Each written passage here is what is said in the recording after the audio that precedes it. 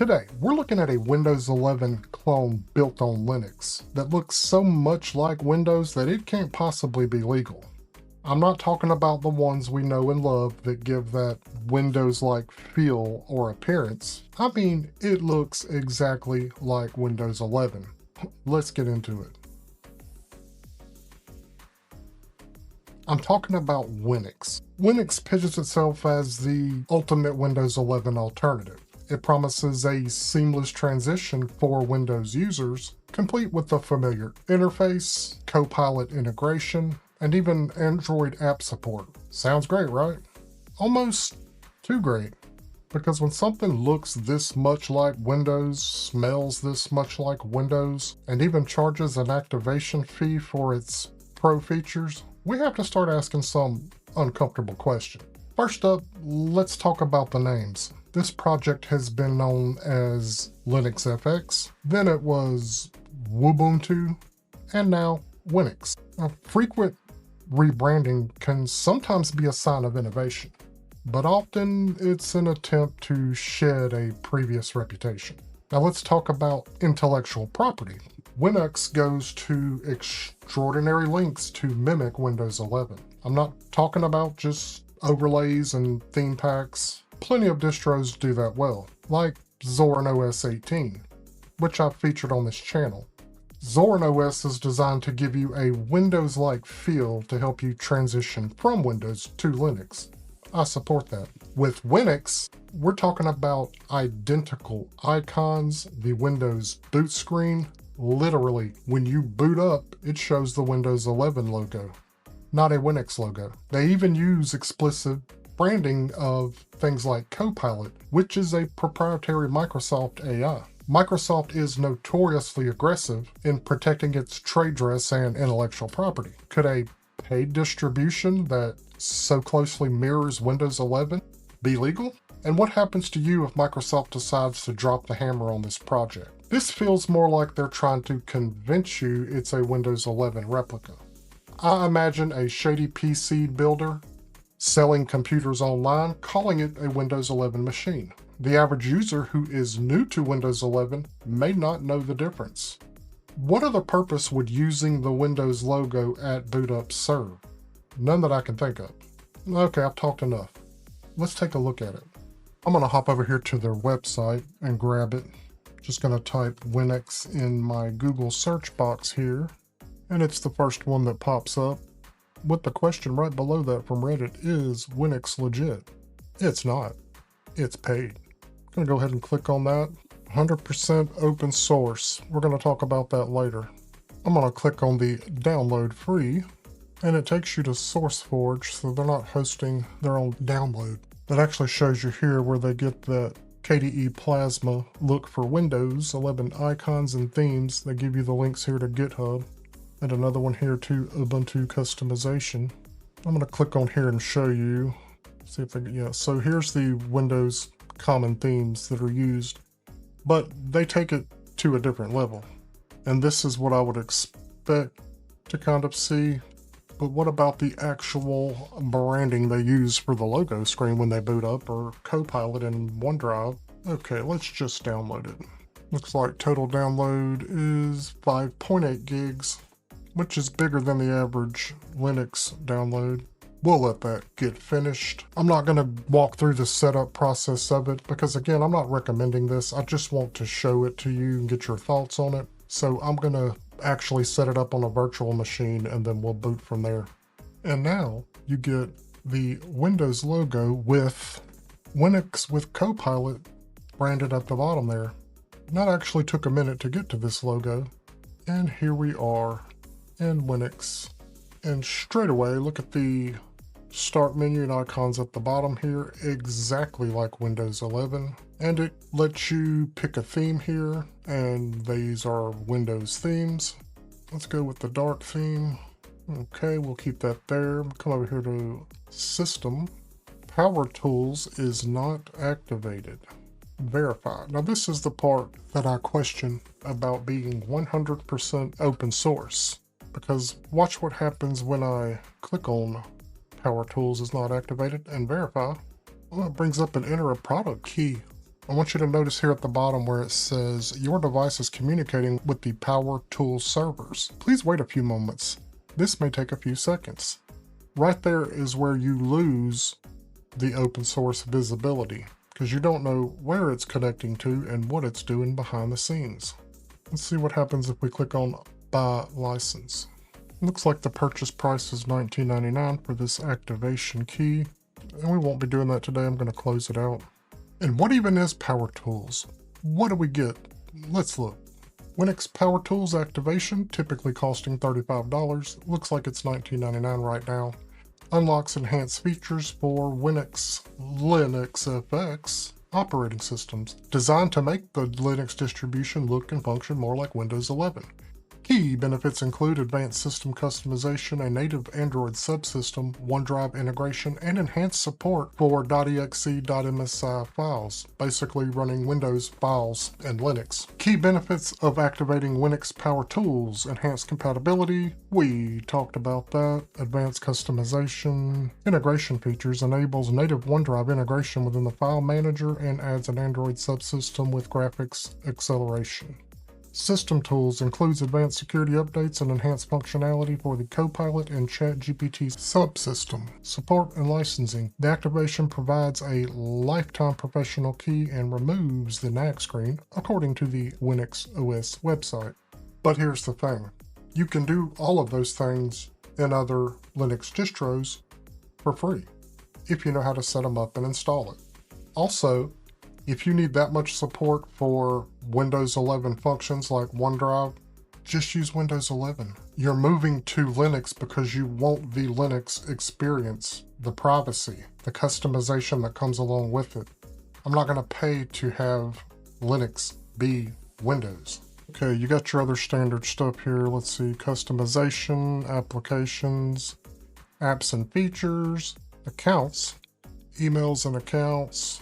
No accounts set up, but you can add new accounts. You can attach your Google account, which I will not be doing today. All of these icons look just like Windows. Now, what you click on the actual functionality is not necessarily an exact replica of Windows, obviously. Let's have a look at File Explorer. Now, this looks like more of an overlay and not a direct copy of Windows. But the panel to the left looks just like Windows.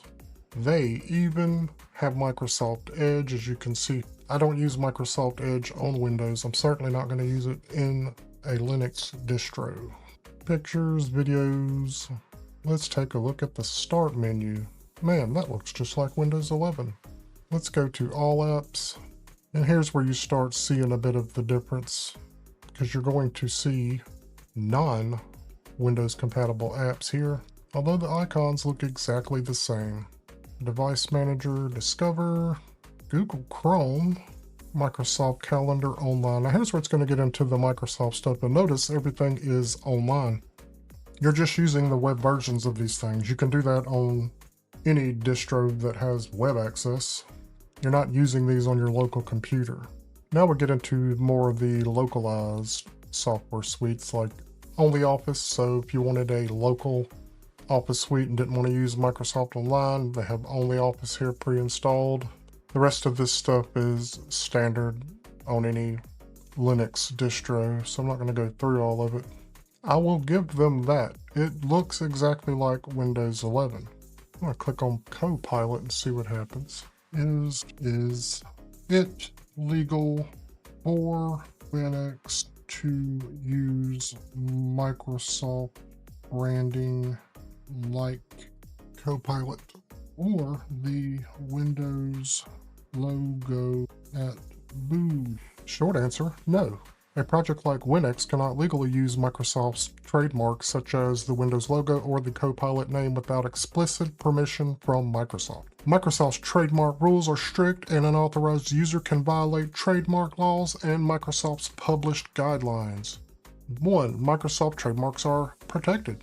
Microsoft explicitly states that its brand assets, including logos, icons, product names, and service names, are proprietary and cannot be used without permission. A formal license is required to use Microsoft logos. Microsoft logo usage guidance says that a formal license is required to display the Microsoft logo, and Microsoft may revoke permission at any time. Product names like Windows and Copilot are also protected.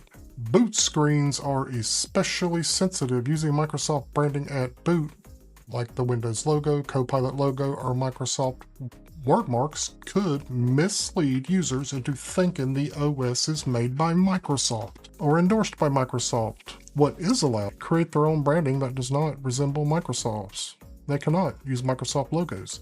Use Microsoft product icons. Use names like Windows, Copilot, Microsoft, or similar branding in a way that suggests affiliation. Mimic Microsoft's boot screen. This is the one I keep coming back to because this is the one that really concerns me. How are they able to do that? If Winux uses the Windows logo or the Copilot name in its boot screen or branding without a formal license, it is almost certainly violating Microsoft's trademark policies. So I guess the question becomes, do they have a formal license? Maybe they do. Does Winux have a formal Microsoft license? There's no public evidence that Winux, or any project using that name, has a formal license from Microsoft, and that matters because without such a license, it cannot legally use. How about Linuxfx or Wubuntu or Linuxfx? Projects like Winux, Wubuntu, and Linuxfx all sit in the same legal territory as Winux. They are not officially licensed by Microsoft, and several of them have already drawn criticism for using Microsoft trademarks or mimicking Windows branding too closely. Do they have a license? No publicly available evidence suggests that any of these projects have a formal trademark or branding license from Microsoft, and without such a license, they cannot legally use Windows logos, Copilot branding, Windows boot animations, Linuxfx. This is the most well-known example. Linuxfx, which is Winux's formal name, has repeatedly used Windows 10.11 style UI, Windows logos, Microsoft Edge branding, and Cortana-like assistance. Well, they've upgraded to Copilot now. This has led to widespread discussion in the open source community about potential trademark violations. There is no indication that Linuxfx has a Microsoft license. Same thing with Wubuntu. That is enough to convince me that this is not something I'm going to use. And to be honest, just kind of a click through, it's not very responsive. I am using it on a virtual machine, but I have allocated plenty of resources. Let's go to the About screen. Yeah, this looks just like a Windows About screen. And I'm using the Power Tools specification free edition user agreement Power Tools. I think we've seen enough, folks. Listen, if you are truly interested in getting away from the Microsoft landscape and moving into Linux, it's okay to pick a distro like Zorin OS or Linux Mint or a list of others that give you kind of that same feel, to help you transition and learn Linux. Do that, but this I can't get on board with. If you're going to go through all that, just stick with Windows. Linux is not Windows, it's not meant to be. And don't be tricked by that. Pay this activation fee and get support for running Windows programs. It is the same concept as any other distro. It's going to use something like Wine or another type of program that lets you run a Windows application within an isolated environment, but the same rules apply. It does work for MSI and exe files. It still will not work for your applications like Microsoft Office or the Adobe Creative Suite because they do not work on those same principles as a traditional exe or .msi installer for a Windows program.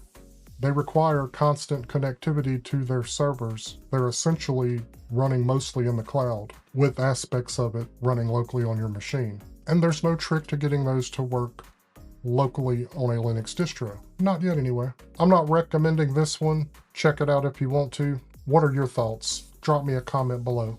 Also, drop me a comment below for any future video suggestions. And do me a favor, please like and share the video and subscribe to the channel.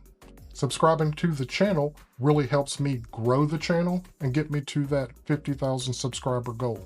You can also take it to that next level of support and become a member. Don't forget to check out some of these other video suggestions, and as always, thank you for watching, and until next time.